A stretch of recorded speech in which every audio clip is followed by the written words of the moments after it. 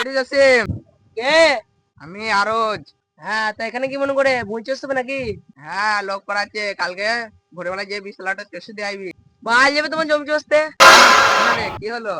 ভরাই জমি চষেছো, এখনো বড় টাকা দাও নাই। তোমার বড় জমি চষতে যাবো আমি? আহ, ধান তো মরাই বান্ধা আছে। ও, তুমি মানে মোড়াই ধান বেঁধে রাখবে আর আমার গাড়ির তেলটা বাল ছিঁড়ে আইবে। আরে তুই রাগ করিস না রে, মরাই ধান বিক্রি তোকে সব টাকা মিটিয়ে দেবো। শুনো, এবারে যদি টাকা না পাই তোমার পিছিয়ে খুলে রাস্তায় ফেলে টাকা দিয়ে পিছিয়ে দেবো। বেশ ভাই, রাগ করি না। তোর টাকা আমি সব দিয়ে দেবো। কালকে যে আমার জমিটা চষে দিয়ে আসছি। বই চষবে, বই চষার রেট জানো তো? 120 টাকা মিনিট। আহ, হয়তো 60 টাকা আমি নিয়ে নিলি। তুমি গাড়ি মারাও গা, আমার 120 টাকায় মিনিট লাগবে। চইলে চষো না না গাড়ি মারাও গা। আচ্ছা, আজটিটা কিনেছিস বলে খুব গরম হয়েছে, হ্যাঁ? 100 টাকা দেবো, যাবি? আজকের মিলছে, এটা কাপড়ের দোকান নাকি যে দাম দর করছো? ভাগ এখান থেকে। বেশ বেশ, 120 টাকায় নিবি।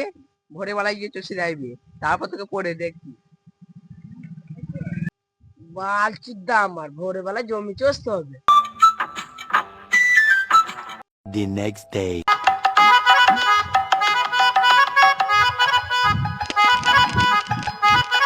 হ্যাঁ, কালকে বলে এলাম সকাল সকাল কাজে আইবি। তোরে বাচ্চা লিবার কোনো এখনো কাজে আসে নাই রে, জানা দেখছি।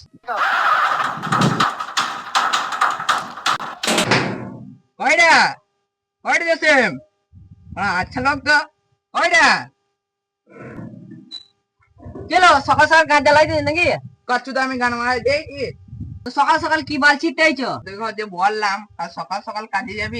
বেশি গাছ জ্বলিও না, কাজের সময় হলে আমি ঠিক যাবো। চ বাপ চ, তোর কার করি না, দেরি হয়ে গেছে। হ্যাঁ যাবে, আগে দাঁত মাজবো হাঁকবো তারপরে যাবো।